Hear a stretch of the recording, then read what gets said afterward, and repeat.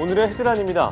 우리 기술로 개발한 첫 번째 정지궤도 위성 천리안 2A호가 발사에 성공했습니다. 기존 위성보다 해상도가 4배 더 높아져 내년 7월부터는 국지성 집중호우도 2시간 전에 예보가 가능해질 전망입니다. 첨단 기술을 이용해 폭우나 폭설 등 도로 위 기상악화 상황을 재현하는 연구시설이 문을 열었습니다. 다양한 도로 환경을 분석해 사고 가능성이 낮은 맞춤형 도로를 만드는 데 도움이 될 것으로 기대됩니다.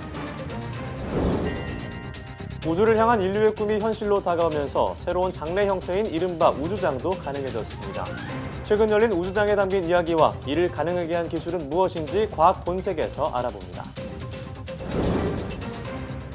최근 삶을 아름답게 마무리하려는 웰다잉 문화가 현대인들 사이에 빠르게 번지고 있습니다. 죽음에 대한 두려움을 덜치고 긍정적인 태도를 유지하려는 사람들의 심리는 무엇인지 생각연구소에서 얘기 나눠봅니다.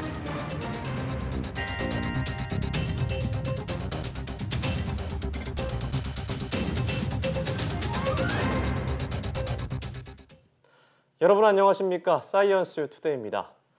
우리 기술로 개발한 첫 정지궤도 위성인 천리안 2A호가 성공적으로 발사되었습니다. 현재 기상위성보다 해상도가 4배 더 좋아 내년 7월부터는 국지성 집중호우도 2시간 전에는 예보가 가능해질 전망입니다. 이성규 기자입니다. 우리나라 기상위성인 천리안 2A호를 실은 유럽연합의 로켓 아리안5가 하늘로 치솟습니다. 천리안 2A호는 발사 34분 후인 오전 6시 11분 고도 2340km에서 정상적으로 분리됐습니다. 이어 약 5분 뒤인 오전 6시 16분 호주 동가라 지상국과 첫 교신에도 성공했습니다. 우리 기술로 본체를 개발한 천리안 2A호는 2주간 타원 궤도를 돌며 자체 추력으로 목표 고도인 36,000km 정지 궤도에 진입할 예정입니다. 기술적으로는 이제 더 큰 의미가 우리가 이제 많은 위성을 발사했지만 정지 궤도급의 위성을 우리나라 기술 책임하에 있는 거 첫 번째 위성입니다. 정지 궤도 위성의 기술 자립, 독립 이런 쪽이 가장 큰 의미가 있습니다. 천리안 2A호는 적도 상공 동경 128.2도에 머물며 한반도 주변의 기상을 관측하는 임무를 맡습니다. 지난 2010년 발사한 천리안 1호보다 해상도가 4배 더 좋아 구름과 황사, 화산재의 구분도 가능해집니다. 또 국지성 집중호우도 2시간 전 탐지가 가능해져 피해를 줄일 수 있게 될 전망입니다. 기존에 비해서 훨씬 더 고해상도에 향상된 기능을 가지고 있기 때문에 서해상에서 급격하게 발달하는 국지성 호우라든가 태풍의 분석 정확도가 크게 향상될 것으로 기대하고 있습니다. 이 정도의 해상도를 갖춘 정지궤도 위성은 미국과 일본에 이어 세계 세 번째입니다. 천리안 2A호는 내년 7월부터 기상 데이터를 제공할 예정입니다. 내년에는 적조와 녹조 등 해양 환경과 대기 환경을 관측하는 천리안 2B호도 발사될 계획입니다. YTN 사이언스 이성규입니다. 폭우나 폭설이 내리면 교통사고가 증가하지만 운전자에게 구체적으로 어떤 영향을 미치는지에 대한 연구는 부족한 실정인데요. 다양한 기상 상황을 재현해 사고 가능성이 낮은 도로 환경을 연구하는 첨단 시설이 국내 최초로 설립됐습니다. 이하린 기자가 다녀왔습니다. 1시간에 30mm의 폭우가 쏟아지는 도로. 차가 방향을 급하게 바꾸자 차로 이탈 장치가 요란하게 울립니다. 하지만 빗줄기가 더 거세지고 1시간 강우량이 50mm에 이르자 장치가 제대로 작동하지 않습니다. 안개가 자욱하게 낀 터널 안. 제한 속도를 표시한 전광판이 희미하게 보이지만 새로 개발된 전광판 렌즈의 밝기를 조절하자 한층 선명해졌습니다. 200m 터널 안에서 인공 안개나 눈, 비를 뿌려 여러 가지 기상 상황을 구현한 기상재현도로 실증센터입니다. 국내에서는 처음으로 교통사고를 유발하는 도로 환경을 분석하고 대안을 모색하기 위해 첨단 연구시설을 구축한 겁니다. 눈, 비, 안개 등 악천후 환경에서 도로 안전 성능을 제대로 규명하고 거기에 맞는 기술 대안을 개발하고자 본 센터가 설치되었습니다. 특히 호우경보나 대설경보 기준을 훌쩍 뛰어넘는 상황에서 페인트보다 전용 테이프로 차선을 그었을 때 차량이 차선을 벗어나는 걸 인식할 확률이 월등히 높아진다는 결과를 도출했습니다. 또 전광판에 특수 듀얼 렌즈를 적용해 선명도를 20% 이상 높이기로 했습니다. 이외에도 도로 소음 저감 시설과 기능성 포장 도로, 제설제 등의 성능 평가도 시행하고 가장 효과적인 장비를 도입할 예정입니다. 연구원은 이번에 문을 연 실증센터를 통해 악천 후 속 교통사고를 방지하는 건 물론 스마트한 도로 환경을 구축해 자율주행차의 시장 진입 장벽을 낮추는 데 도움이 될 것으로 기대했습니다. YTN 이하린입니다. 브라질에서 뇌사자의 자궁을 이식받은 여성이 아이를 출산하는 데 성공했습니다. 브라질 상파울루대 의대 연구팀은 선천적으로 자궁이 없이 태어난 32살 여성이 뇌사한 45살 여성의 자궁을 이식받고 건강한 여자아이를 출산하는 데 성공했다고 밝혔습니다. 자궁을 이식받은 여성은 이식 7개월 후 미리 준비해두었던 수정란을 자궁에 착상시켰고 이후 35주 만에 제왕절개로 아이를 출산한 것으로 전해졌습니다. 앞서 미국과 체코, 터키 등에서도 사망자의 자궁을 이식해 출산을 시도한 사례는 있었지만 뇌사자의 자궁을 이식해 출산에 성공한 것은 이번이 처음입니다. 최근 중국 과학자가 세계 최초로 유전자 편집 아기를 탄생시키면서 논란이 일고 있는 가운데 세계보건기구 WHO가 유전자 편집의 영향을 연구하는 패널을 구성하기로 했다고 AFP 통신이 보도했습니다. 테드로스 게브레이에소스 WHO 사무총장은 스위스 제네바에서 유전자 편집은 분명한 가이드라인 없이 그냥 실행될 수는 없다면서 윤리적, 사회적 안전 문제에 대한 규정과 가이드라인을 논의하기 위해 전문가들을 모을 것이라고 밝혔습니다. 테드로스 사무총장은 WHO가 해당 패널을 구성하는 과정에 있으며 학자를 비롯해 WHO와 정부의 의료 전문가들도 참여할 예정이라고 밝혔습니다. 하지만 이번 계획의 성격을 최근 논란이 된 중국 과학자의 실험에 직접적인 대응 차원으로 규정하지는 않았습니다.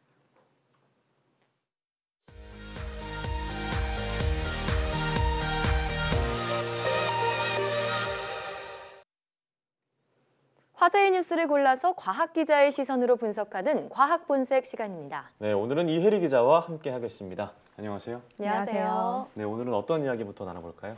네, 최근 우주 관련 소식이 굉장히 많이 들려오고 네. 있죠. 네. 조금 전에 보도를 해드렸던 천리안 EAO가 성공적으로 발사됐다는 소식도 있고요. 네. 한국형 발사체 엔진 시험 발사가 성공했다는 소식, 그리고 또 얼마 전에는 차세대 소형 위성이 발사됐다라는 네. 이런 소식까지 연이어서 들려왔는데요. 네, 정말 이런 적이 또 있었나 싶을 정도로 네, 최근 맞아요. 발사대 성공 소식 계속해서 전해드리고 있어요. 네, 맞습니다. 그런데 보통 이렇게 발사체가 한번 발사될 때는 위성 하나만을 탑재하고 우주로 쏘아 올려지지는 않죠. 예. 보도를 해드렸듯이 여러 개의 위성이 한꺼번에 발사체에 실려서 우주로 나아가게 되는데요. 네. 특히 미국 스페이스X가 개발한 팔컨 9 로켓을 통해서 우리나라 차세대 소형 위성이 발사가 됐을 당시에도 네. 전 세계 여러 나라의 위성 60개가 넘는 그런 네. 위성이 함께 발사가 됐습니다. 네, 보도를 보니까 소형 위성이라 그래서 정말 작더라고요. 네, 네. 크기가. 맞습니다. 그런데 이렇게 우주 관측을 위한 위성만이 이번에 함께 발사가 된 것은 아니었습니다. 네. 위성 말고 다른 것도 있었나 보네요. 네, 그러니까 우리나라 차세대 소형 위성이 발사될 당시에 함께 발사됐던 것 중에는 죽은 사람의 유해도 포함이 돼 있었습니다. 그러면 이 발사체에 사람의 유해도 함께 실어서 우주로 보냈다 네. 이런 얘기인가요? 네, 맞습니다. 이른바 우주장이라고 해서 사람의 유해를 우주로 보내는 장례식이 열린 건데요. 네. 미국 현지 시각으로 4일 미국 반덴버그 공군기지에서 팔컨 9 로켓이 발사됐을 때 150명의 유해가 담긴 소형 인공 위성이 함께 발사가 됐던 겁니다. 네. 그러니까 이제 화장을 하고 남은 재를 캡슐에 담아서 인공위성에 실어서 로켓으로 쏘아 올리는 겁니다. 네. 미국에서 이렇게 상업적으로, 그러니까 장례를 치르는 사람들에게 돈을 받아서 대규모로 이렇게 우주장을 치르는 것은 이번이 처음입니다. 처음이군요. 대규모라고 하니까 이런 걸 전문적으로 하는 업체가 따로 있나 보네요. 네, 그렇습니다. 이번에 이 유해가 담긴 위성을 쏘아 올린 업체는 2010년 중반부터 우주장 사업을 해온 미국의 한 벤처 기업인데요. 네. 이 업체는 유해 한 구에 한 우리나라 돈으로 300만 원 정도의 돈을 받고 우주장을 예. 치러줍니다. 이 화장한 재의 일부를 가로 세로 한 1cm의 작은 캡슐에 크진 우선 않군요. 넣고요. 그 캡슐에는 고인의 이니셜이 일단 새겨져 있습니다. 네. 이렇게 캡슐들을 모아서 한 15cm 크기의 정사각형 박스에 차곡차곡 담아서 위성에 싣고 우주로 보내는 거죠. 네, 그러면 우주로 발사된 이 유해들은 일반 위성처럼 지구 주변을 계속 돌게 되는 건가요? 네, 우선 위성은 지구 주위를 4년 동안 돌다가요. 네. 대기권에 진입하면서 타서 소멸됩니다. 예. 위성의 움직임은 실시간으로 파악이 돼서 업체 측에 전달이 되고요. 네. 이거는 또 유족들과 함께 공유를 하게 되는 거죠. 고인의 위치가 어디 있는지 있는지 실시간으로 파악할 수 있다는 게 신기하기도 네. 한데, 자, 고인들은 아무래도 생전에 좀 우주를 좋아하거나 관심이 많았던 분들이었을 것 같은데. 네, 맞습니다. 우선 150명 가운데 30명이 일본인이었는데요. 네. 특이한 점은 이 은하철도 999로 잘 알려진 만화가 일본의 마츠모토 레이지 씨가 생전장, 그러니까 살아있는 상태에서 자신의 손톱을 작은 캡슐에 넣어서 이번에 아직 우주장에 돌아가시지 않았죠? 그렇죠. 예. 그런데 예. 우주장에 이제 이런 식으로 참여를 했다라는 겁니다. 네. 마츠모토 레이지 씨는 은하철도 999를 통해서 우주에 대한 굉장히 뭐 많은 관심도 관심을 있었고요. 그렇죠, 예. 표출을 해왔는데 아마 그런 이유로 이번에 우주장에 참여한 게 아닌가라고 네. 짐작해 볼 수 있을 것 같습니다. 정말 우주를 향한 이 마스모토 감독의 그런 사랑을 느낄 네. 수가 있는데요. 자, 그러면 이렇게 우주장에 참여한 분들의 또 다른 사연은 어떤 게 있을까요? 네, 우선 2016년에 세상을 떠난 미국인 제임스 에버린 씨의 사연도 좀 인상적인데요. 평소 이 반덴버그 공군기지에 가서 로켓이 발사가 될 때 뭐 사진을 찍는다거나 할 정도로 발사체, 미사일 이런 거에 대한 사랑이 굉장했다고 하더라고요. 네. 그래서 사망할 때 유족에게 내 유골을 우주에 뿌려달라라고 유언을 남겼는데 이번에 그 유언이 이루어지게 된 겁니다. 이번에도 반덴버그 공군기지에서 발사가 됐잖아요. 네, 맞습니다. 네. 그리고 일본인 간바라 겐지 씨의 경우에는 2006년에 사망한 딸의 유언을 이번에 드디어 들어주게 됐는데요. 그녀가 이제 마찬가지로 굉장히 우주에 대한 사랑, 우주를 너무 사랑해서 평소에 나는 우주장을 치르고 싶다라고 이제 유언을 남겼다고 해요. 근데 네. 이제 아버지가 네. 그녀의 유언을 들어주게 된 거죠. 네, 사연을 들어보니까 좀 더 뭉클하고 감동적인 그러게요. 생각이 들기도 하면서 한편으로 이렇게 과학기술이 발전하면서 우주장을 치른다는 게 신기하기도 한데 앞으로 이런 우주장이 더 늘어날 것 같다는 생각이 드네요. 네, 그렇습니다. 이번에 우주장을 치른 업체는 일단 신청자가 더 많아져서 모아지게 되면 한 번 더 우주장을 치르겠다라고 발표를 했습니다. 네. 네. 말씀하신 대로 이제 과학기술이 발전하면서 이런 형태의 우주 장례식이 이제 도입이 된 건데요. 뭐 매장이나 화장과 같은 기존 방식이 사실 뭐 환경 문제라든지 예. 여러 가지 이제 문제점들이 제기가 됐는데 이런 것들을 대체할 수 있는 새로운 방법으로 좀 주목받을 수 있을 것으로 보입니다.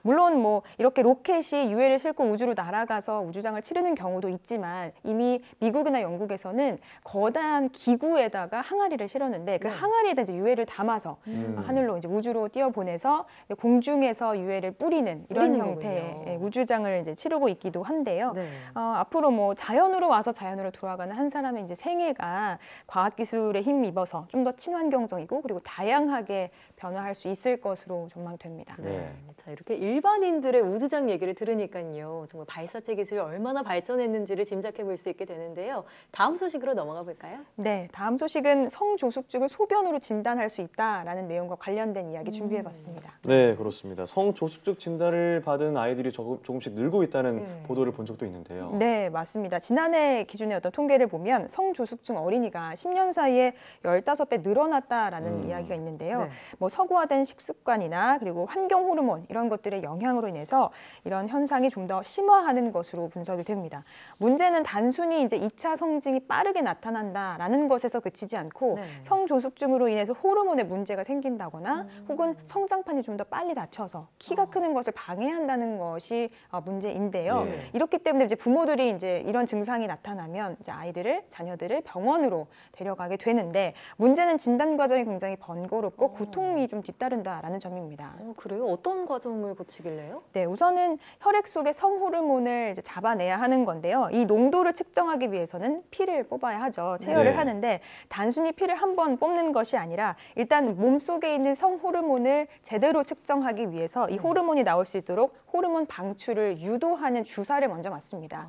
주사를 맞은 이후에 체열을 하고요. 또 주기적으로 피를 뽑아서 이 농도가 어떻게 변하는지 계속 추이를 살펴봐야 하거든요. 한 번 네. 뽑는 게 아니네요. 네, 그렇습니다. 그리고 검사가 모두 끝나고 난 이후에도 결과가 나오는 데까지 뭐 5시간이나 6시간, 길게는 뭐 하루 정도까지도 기다려야 하기 때문에 아이들과 그리고 부모들에게 좀 고통스러운 시간이 될 수도 있는 거죠. 네, 과정이 꽤 복잡한데 근데 이번에 소변으로 진단하게 되면서 이런 복잡한 과정을 대폭 줄였다고 들었습니다. 그럼 진작에 소변으로 검사하면 좀 좋지 않았을까라는 생각이 드는데요. 네, 맞습니다. 그러면 참 좋았겠지만 소변에는 성호르몬이 많지 않아서 네. 농도가 높게 나타나지 않기 때문에 그 더 많은 농도가 들어있는 피를 이제 체열을 했던 건데요. 그런데 이번에 연구진이 이렇게 소변 속에 적게 들어있는 성호르몬을 확산해서 이 신호를 강하게 증폭한 것이 바로 이 핵심 기술을 개발했다라는 거죠. 네, 이 신호를 강하게 증폭했다는 게 어떤 의미인가요? 네, 우선 소변 속에 있는 성호르몬 호르몬을 결합할 수 있는, 이 호르몬과 결합할 수 있는 금 나노 입자를 만들고요.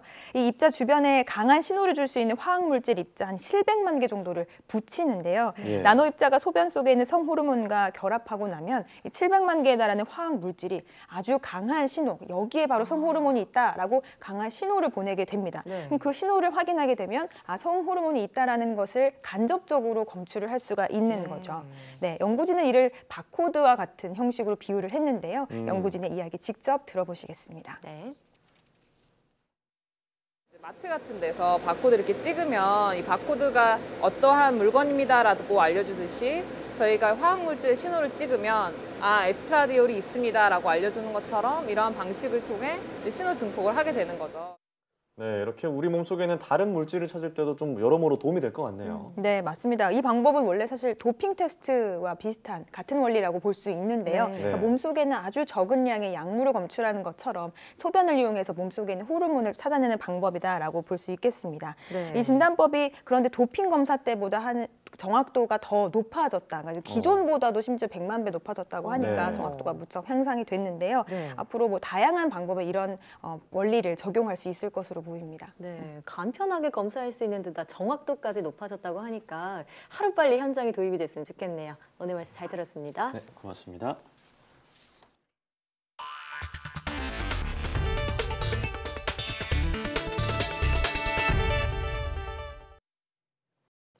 겨울철에 많이 쓰는 핫팩 때문에 화상을 입는 등 피해 사례가 잇따라 접수되면서 주의가 요구됩니다.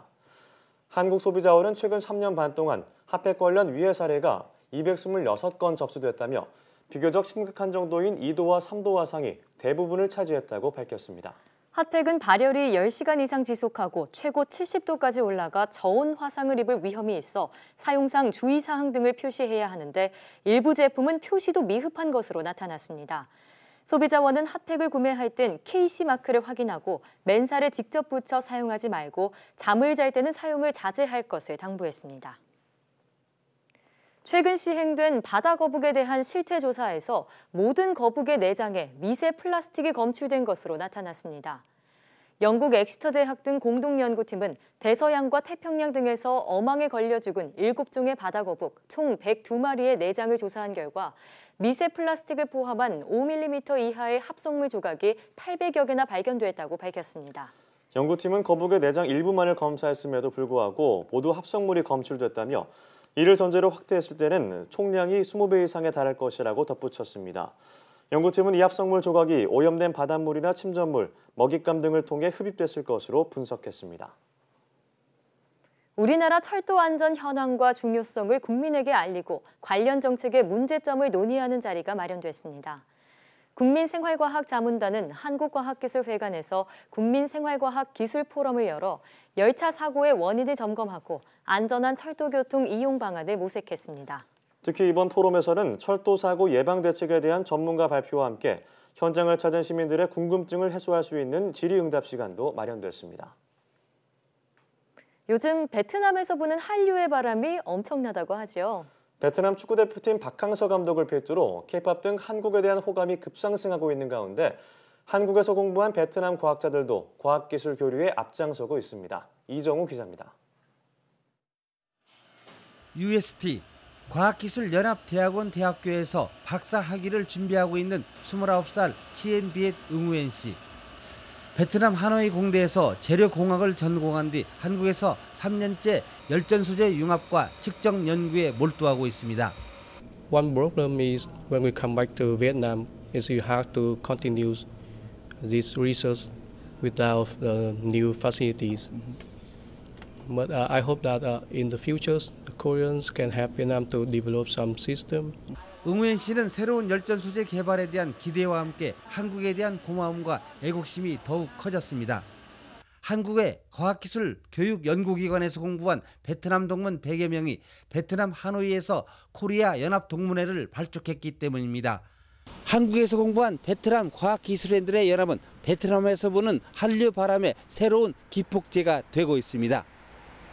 한국과 인연을 맺은 베트남 동문들이 지속적이고 체계적으로 교류를 통해 두 나라의 과학기술 활성화에 힘을 보태겠다는 겁니다. 과학기술 출연연 대학들이 열심히 학생들을 교육을 시킵니다.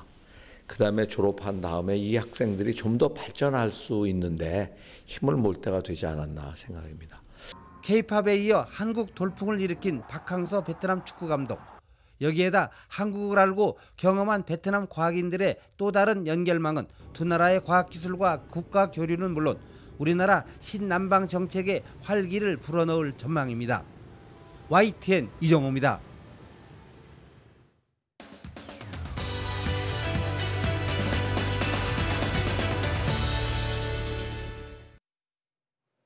사람은 누구나 늙고 언젠가는 죽음을 맞이하게 되죠. 하지만 죽음의 순간이 언제인지 모르기 때문에 우리는 죽음을 잊은 채 살아가곤 합니다. 그런데 최근 현대인들 사이에서는 삶을 아름답게 마무리할 수 있도록 준비하는 문화가 생겼다고 합니다. 오늘 생각연구소에서는 웰다잉에 대해서 알아보겠습니다. 연세대학교 심리학과 이동기 교수와 함께하겠습니다. 어서 오세요. 네, 안녕하세요. 자, 한 10여 년 전쯤에 웰빙 문화가 딱 시작하고 열풍이 네. 있었는데 최근엔 웰다잉, 아마 죽음에 관련된 거겠죠? 어떤 내용인가요? 네, 아무래도 이제 살아온 날을 아름답게 잘 마무리하자 그런 게 중요한 거죠. 그래서 보다 평안하게 자기 삶에 대해서 다시 정리하는 그런 시간이 되겠는데요.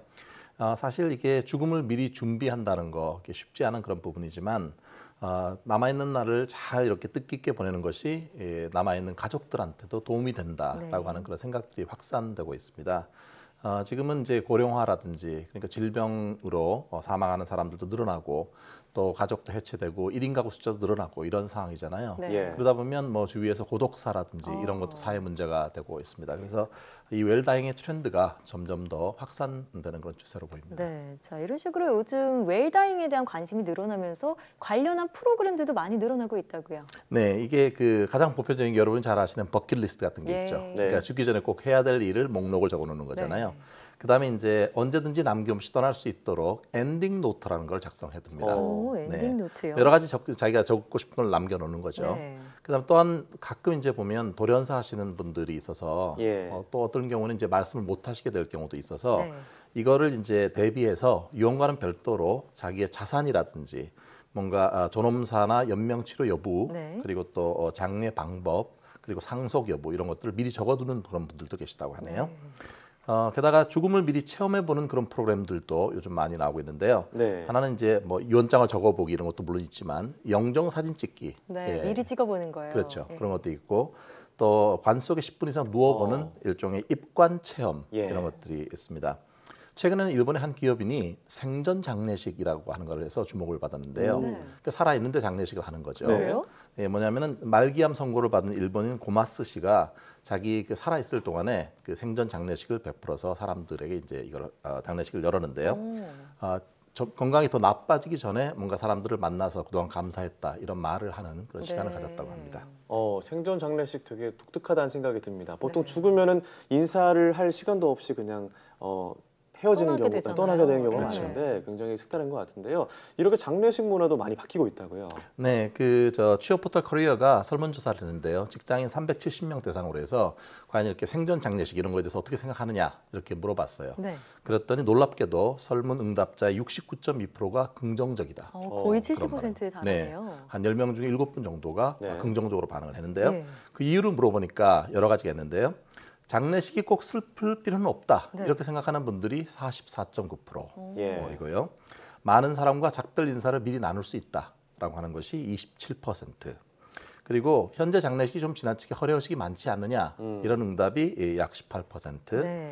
그리고 죽음 다음에 장례식을 치르는 게 무슨 의미가 있느냐 이런 반응들이 7%. 마지막으로는 남은 이들도 뭔가 이별 준비를 할 수 있도록 해줘야 된다라고 하는 응답도 3.1%였습니다. 결론적으로 장례식에 대한 어떤 그런 인식들이 지금 변해가고 있다. 그런 지표가 되겠습니다. 자, 이렇게 죽음에 대해서 한번 떠올려 보면은 내가 어떤 삶을 살아야 하는지 한번 생각해 볼 수 있는 그런 계기가 될 것 같은데요. 자, 이 죽음을 통해서 어떤 삶의 가치를 떠올려 볼 수 있을까요? 그렇죠. 사실 이제 그에 관해서 예일대학교 철학 교수인 셀리 케이건이라는 사람의 강의가 중요한데 그 죽음에 대한 강의가 상당히 유명한 강의예요. 그래서 아이빌리그에서 3대 명강의 중에 하나인데요. 죽음이란 무엇인가 이런 주제로 얘기를 하는데 그 청중들이 그렇게 많이 이 강의를 듣는 이유 중에 하나는 뭐냐면 오히려 죽음이라고 하는 것이 오히려 지금 남아있는 날들에 대한 훨씬 그 새롭게 좀 살아봐야 되겠다는 삶의 동기를 부여한다는 측면에서 의미가 있다는 거죠. 네. 그러니까 죽음이 끝이 아니라 오히려 유한하니까 내가 뭔가 현재 상황을 좀 더 열심히 살아야 되겠다. 이런 마음이 든다고 합니다. 네, 그렇습니다. 그래서 이제 해외에서는 이제 죽음을 긍정적으로 받아들이는 나라가 늘고 있다고 하는데 어떤 나라들이 있을까요? 네, 찾아보니까 좀 재미있는 그런 것들이 많이 있던데요. 특히 예. 멕시코 같은 나라에서는 죽은 자의 날 이런 특별한 그런 날이 있는데요. 이게 한 몇 세기를 계속 지속되어 온 그런 풍습이라고 하네요. 죽음의 가치를 인정하고 특히 긍정적으로 받아들이는 멕시코인들은 죽은 사람들이 이승으로 돌아와서 사랑하는 사람들 곁에 머문다 이런 거를 믿는다고 해요. 10월 30일부터 11월 2일까지 사람들은 멕시코 전역의 공원이라든지 또는 어떤 건물, 가정에 특별한 재단 같은 걸 마련해 놓고요. 거기에서 이제 죽은 자들을 기리는 그런 풍습이 있습니다. 일부 지역에서는 특정한 그런 코스튬, 옷을 입고 또 퍼레이드를 펼치고 또 묘지로 음식이라든지 꽃을 갖고 가서 밤새 노래를 부르면서 떠난 사람들을 기리는 그런 풍습이 있고요. 죽은 자의 날을 다룬 영화도 있잖아요. 네네, 코코라고 그렇습니다. 혹시 보셨나요? 네, 저 보지 못했는데 저도 그 얘기나 그 장면을 딴 많이 쪽에서 본 적이 들어보셨죠? 있습니다. 네, 저도 본 적이 있습니다. 리멤버미 기억해줘. 아, 그런가요? 네, 기억이 나네요. 그다음에 일본에서는 유언의 날이라는 게 있어서요. 상속 변호사를 만나가지고 자기 삶을 정리해보는 그런 날이 있다고 하고요. 서구의 몇 나라 같은 경우는 흥미롭게도 초등학생 때부터 일종의 죽음에 관한 교육을 시행하는 곳도 있다고 합니다. 초등학생 때부터. 자, 이렇게 죽음을 좀 긍정적으로 인식하고 죽음을 미리 대비하는 그런 자세는 중요해 보이는데요. 하지만 보통 죽음을 생각하면은 일단 좀 무섭고 거부감이 들기 마련이잖아요. 그렇죠. 어릴 때부터 생각하면 죽음이 가장 무서운 거잖아요. 누구나 죽기 싫어하니까요. 그럼요. 여기에 담긴 심리가 뭘까요? 아무래도 이게 죽음 자체보다는 죽어가는 그 과정에 대한 그런 공포가 많이 있는 것 같아요. 대개 죽음이 이제 병사라든지 뭔가 질병과 관련되잖아요. 그러니까 마지막 순간에 얼마나 고통스러울까 이런 것에 대한 그런 염려가 있겠고요. 두 번째는 이게 죽음 자체라는 게 한 존재가 현실에서 완전히 소멸된다는 걸 의미하는 거거든요. 인간은 기본적으로 영속성을 추구하는 그런 본능이 있어요. 근데 자기 존재 자체가 완전히 소멸된다고 하는 그 자체가 상당히 두려운 거고요. 특히 소멸되고 나면 정말 사랑하는 가족들도 볼 수 없고 이 세계도 다시 볼 수 없다는 그런 두려움이 있겠죠. 그리고 죽음이라고 하는 것이 언제 찾아올지 모른다는 것도 이 두려움을 더하는 요소가 될 수 있어요. 미리 대비할 수가 없잖아요. 그리고 마지막으로는 종교적 신념에 따라 좀 다르겠지만 사후 세계에 대한 공포도 있다고 해요. 사후 세계가 어떤 건지 우리가 아는 사람이 없잖아요. 그러니까 우리가 알 수 없는 어떤 것들 그런 거에 대한 두려움을 자꾸 피하고 싶어하는 생각이 들기 때문에 이 죽음도 공포스러울 수 있습니다. 네, 그렇습니다. 최근 우리나라에서 그 자기 죽음을 선택할 수 있는 존엄사법이 올해부터 시행이 됐는데, 근데 사실 연명 의료를 유보하거나 중단한 환자들이 점점 늘고 있다면서요. 네, 그 새로운 하나의 어떤 트렌드인데요. 그 연명 의료라고 하는 것 자체가 원래 치료 효과가 없이 그냥 생명만 연장하는 그런 거잖아요. 그런 의료 행위인데 보통 심폐소생술이라든지 인공호흡기를 부착한다든지 혈액투석 그리고 항암제 투여하는 거 이런 그 의료 행위를 하는 거예요. 그런데 보건복지부하면은 원래 이제 2월 4일 날 존엄사법이라고 하는 것이 시행됐잖아요. 한 2달 시행을 해보니까 연명 의료를 중단하겠다고 한 사람이 3,274명 정도가 됐다고 해요. 그런데 그로부터 한 6개월 지나서 10월 달에 조사를 해보니까 총 그 연명 의료를 중단한 사람이 2742명이라고 합니다. 엄청 늘었네요. 엄청 늘어났어요. 예전에는 사실 연명 의료를 중단할 때 환자 본인의 의사는 그렇게 중요하지 않고 가족들이 결정을 많이 했었거든요. 근데 지금은 이제 그 존엄사법이 시행되면서 자기 자신이 연명 의료 계획서를 써가지고 나는 연명 의료를 중단하겠다 이렇게 말한 환자들이 6,836명이 있었다고 합니다. 이 계획서는 이제 마지막에 이제 어떤 임종하기 전에 거의 임종이 임박한 환자들에게 의사들이 받는 거거든요.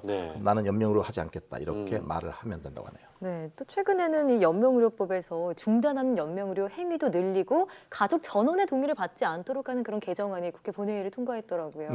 앞으로 이런 존엄사를 선택하는 환자들이 더 늘어날 것 같은데 죽음을 맞이하는 자세 어때야 할까요? 일단 죽음은 두렵죠, 누구에게나. 그런데 특정한 종교적인 얘기는 아닙니다만 원래 모든 생성된 것들은 소멸되는 것 같아요. 그런 말이 있잖아요. 원래 삶이 없었다면 죽음도 없었다. 이건 하나의 자연스러운 삶의 과정이고 하나의 세트인 거예요. 삶과 죽음이라고 하는 것이. 인생이 유한하다는 것을 볼 때 그걸 계속 두려워하고 피할 것인가 아니면 유한한 인생이기 때문에 현재 지금 삶에 좀 더 집중해서 더 의미 있게 살 것인가 이것은 우리의 선택의 문제일 수 있는 것 같아요. 그리고 사실 말기암 환자들이 적어놓은 그러니까 지금 삶을 돌아볼 때 후회스러운 게 뭐냐 그랬더니 크게 세 가지를 얘기를 하더라고요. 어떤 건가요? 하나는 평소에 건강 좀 더 잘 챙길 걸.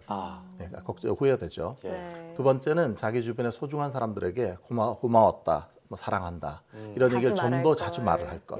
세 번째는 내가 정말 하고 싶었던 일을 마음껏 한번 해볼 걸.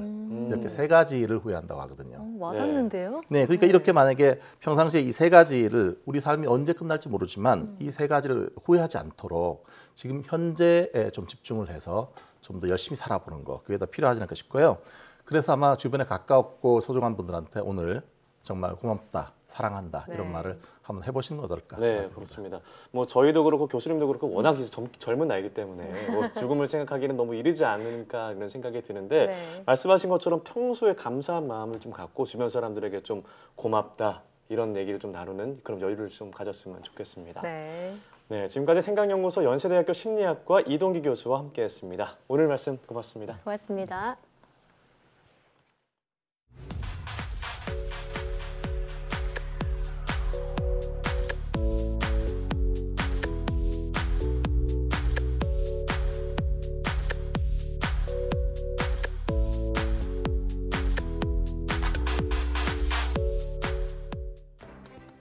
오늘 사이언스 투데이에서는 새로운 장례 문화에 대해 전해드렸죠. 친환경적인 우주 장례처럼 최근에는 자연을 훼손하지 않는 장례 문화가 새롭게 떠오르고 있다는데요. 그중 하나가 바이오 화장입니다. 시신을 알칼리 성분의 물에 담근 뒤 열을 가해 분해하는 방식인데요. 환경오염을 일으키지 않고 묘비 부족 문제도 해결해서 주목을 받고 있습니다. 네, 그래서 미국 캘리포니아주는 이 바이오 화장을 합법화해서 2020년부터 본격 시행한다고 하는데요. 자연으로 돌아갈 때도 환경을 생각하는 인식 역시 하나의 웰다잉이지 않을까 싶습니다. 네, 사이언스 투데이 오늘 저희가 준비한 소식은 여기까지입니다. 함께해 주신 여러분 고맙습니다.